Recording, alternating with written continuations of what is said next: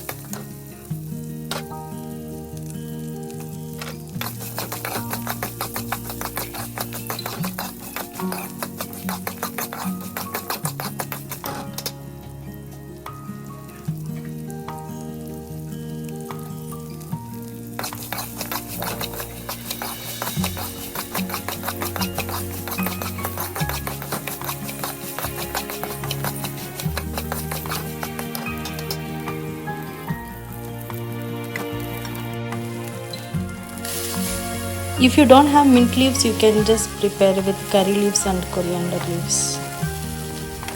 More and more you add pudina, the taste of the chutney will be very good.